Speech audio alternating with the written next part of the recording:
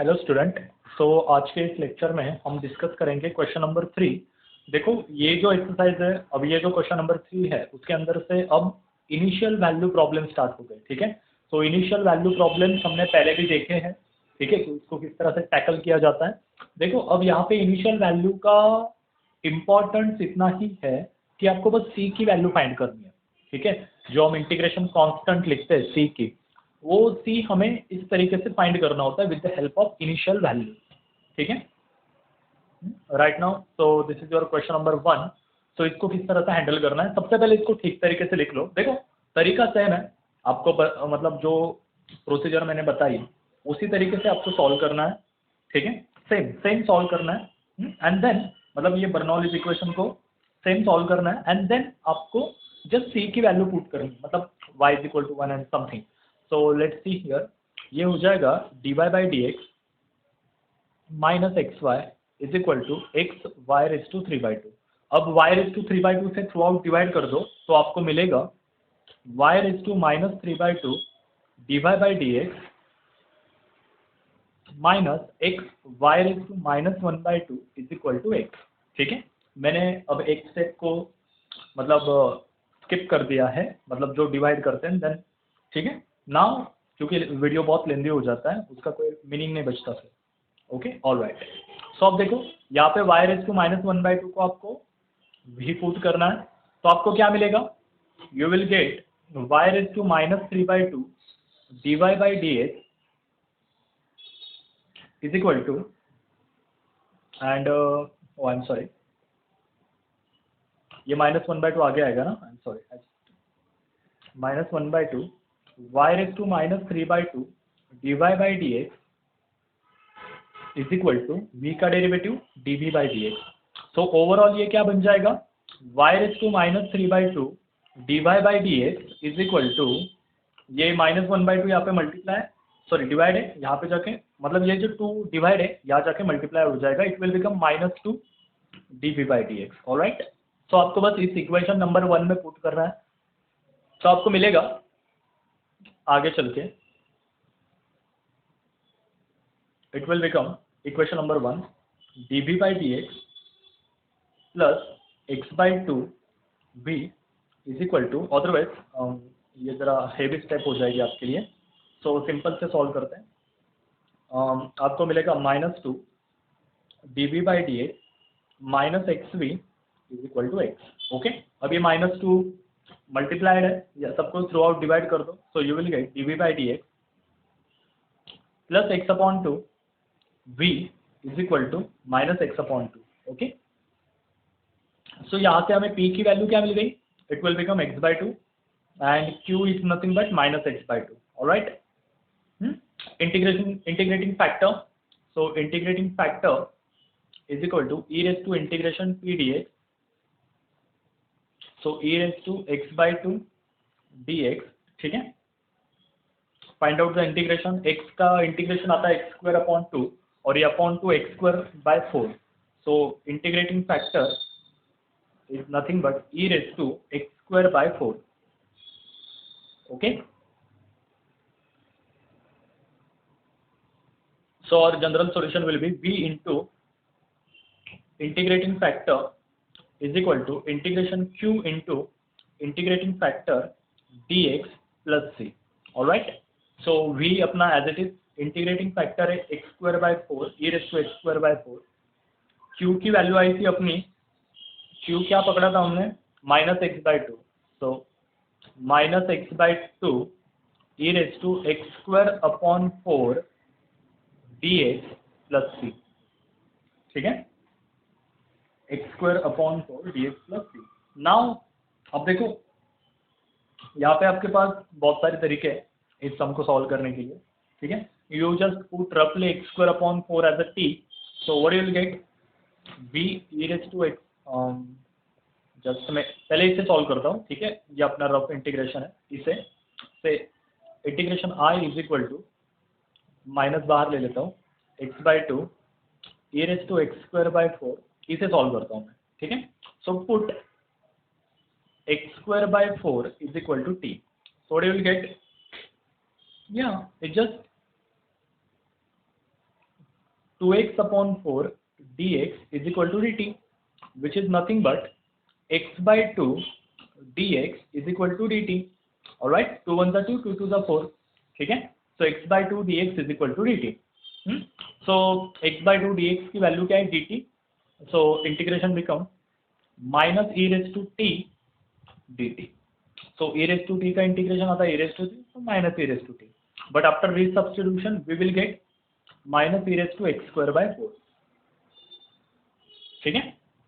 Alright, तो ये वाली वैल्यू जो आई है आई से equation number 3 and called equation number 2, ये इसके अंदर डाल देता हूं मैं. तो मुझे मिलेगा v e raised to x square by 4, v e raised to x square by 4 is equal to minus e raised to x square by 4 plus c.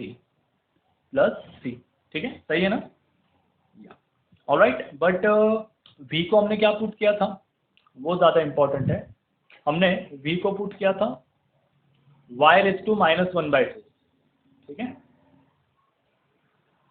So v is equal to y raised to minus 1 by 2, that is y नहीं आएगा, v is equal to 1 upon root y, क्योंकि ये root 1 by 2 है ना, sorry raise to 1 by 2 है, मतलब root power, square root power, तो वो नीचे आ जाएगा. ठीक है, तो यहाँ पे पुट करता हूँ मैं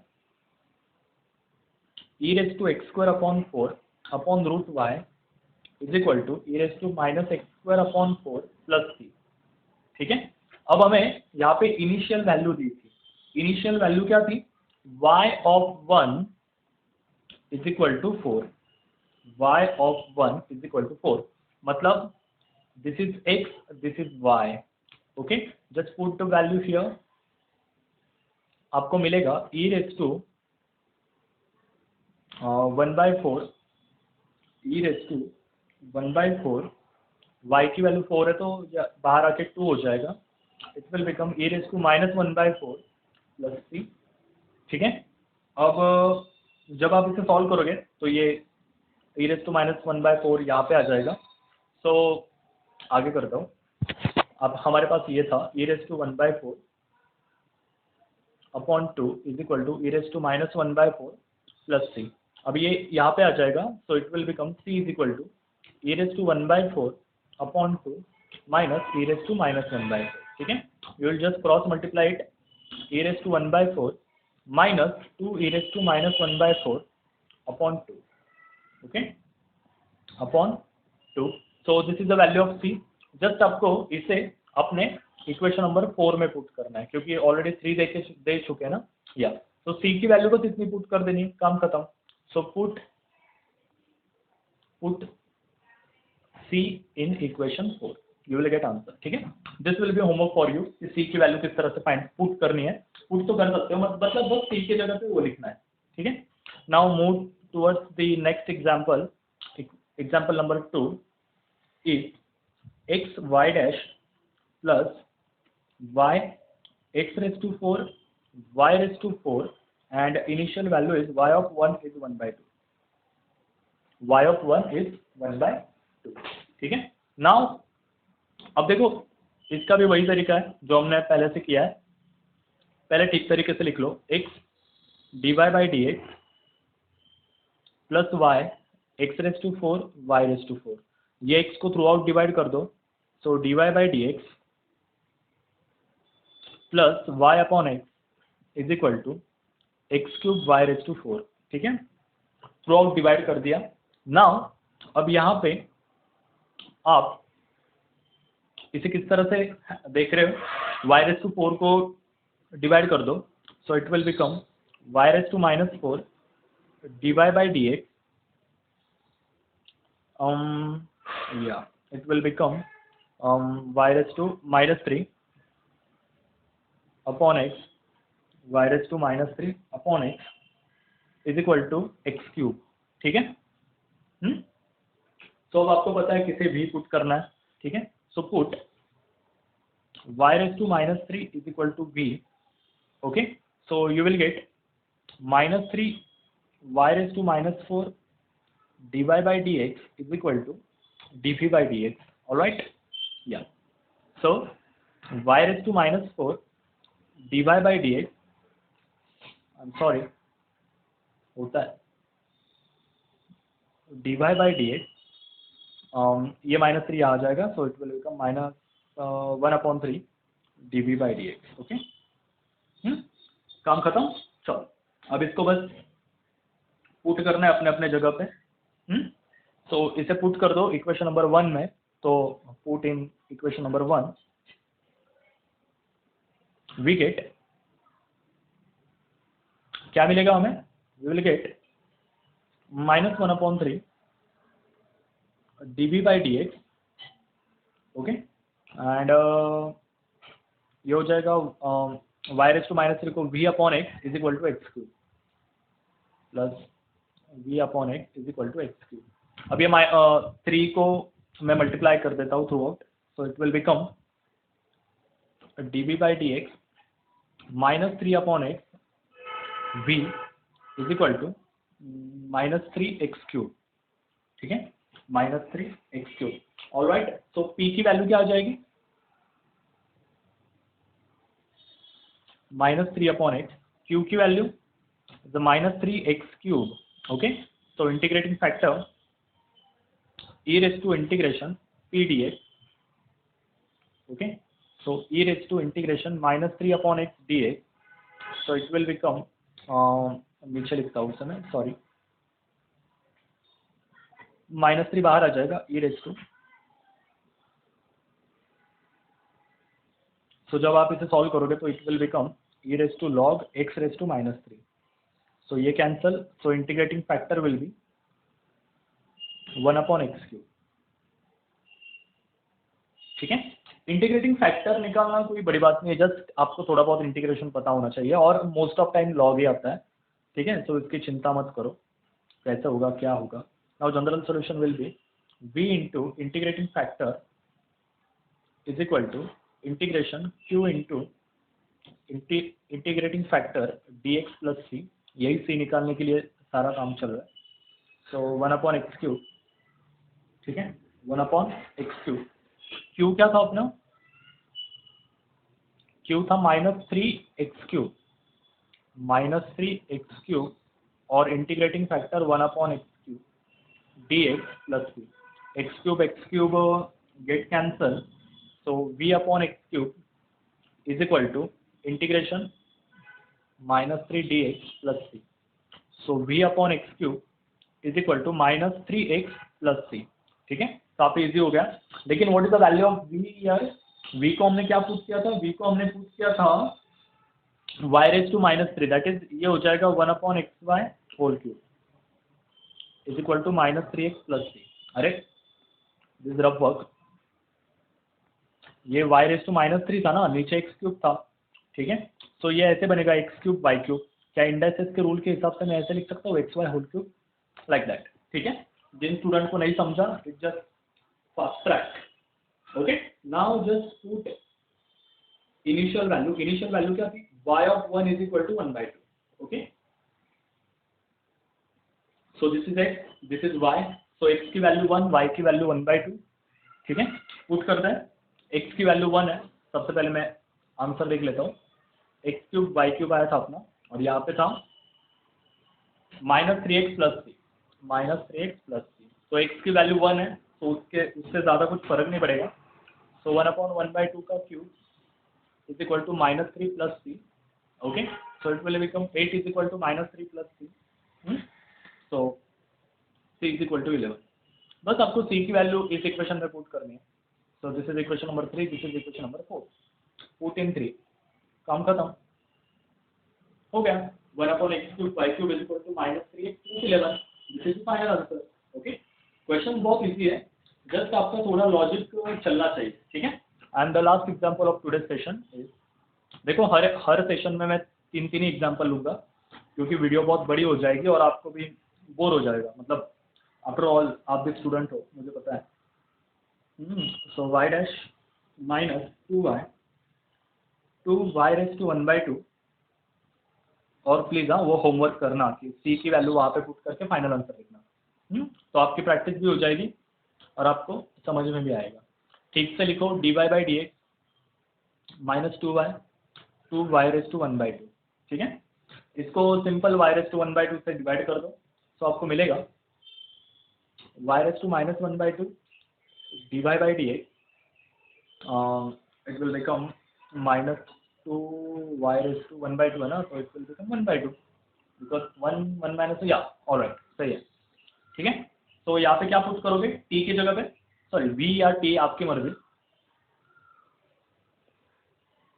सो v is equal to y⁻², ठीक है, ठीक है derivative. So dv/dx is equal to 1/2 y⁻⁻1/2 dy/dx। So y⁻⁻1/2 dy/dx it will become 2 dv/dx, ठीक है। हो गया अपना काम। Just put in equation number 1, put in 1, ये वाला पुट इन 1, क्या मिलेगा हमें? हमें मिलेगा 2 dv/dx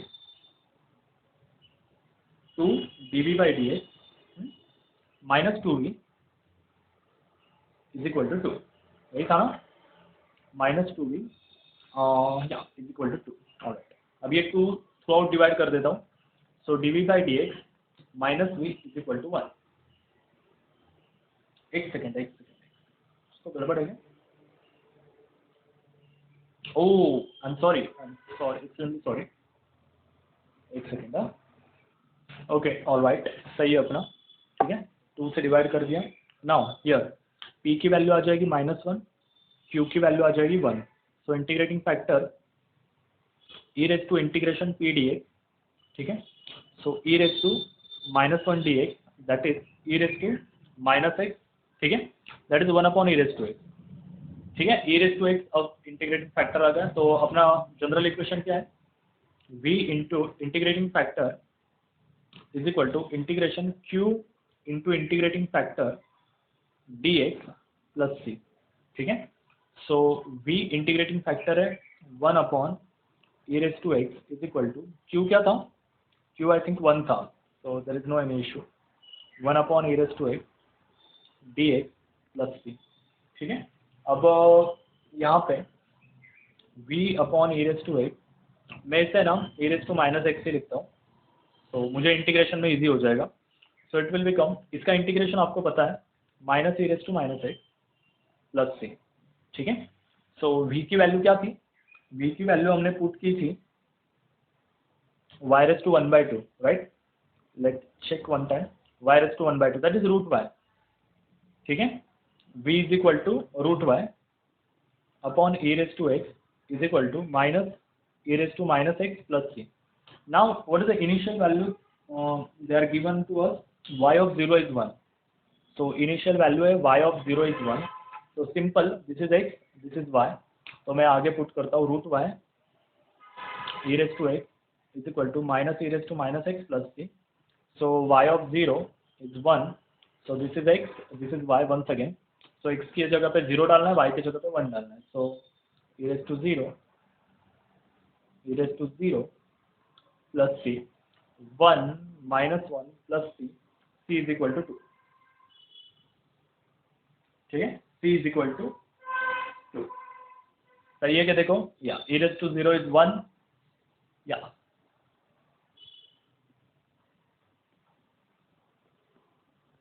so put in 3, this will be homework for you, ठीक है। जस्ट एकदम आंसर क्या हो जाएगा? √y upon e⁻x is equal to -e⁻x plus 2, खत्म, इतना ही सोल्यूशन है, ज़्यादा कुछ नहीं है। हाँ, अगर आपको e की वैल्यू कैंसिल करनी है तो लॉग ले सकते हो, वैसे टेक्स्ट बुक में करके दिखाया आपके, लेकिन डोंट डू दिस, ठीक है, क्योंकि कभी कभी अगर लॉग की प्रॉपर्टी गलत हो गई तो लेने के देने पड़ जाते हैं, ठीक है। दैट्स वाई जितना आया उतना ही रखो, ज़्यादा मतलब वो एक्स्ट्रा स्मार्टनेस दिखाने की जरूरत नहीं होती कभी कभी एग्जाम के अंदर, ठीक है। So you don't worry, answers are easy, ठीक है।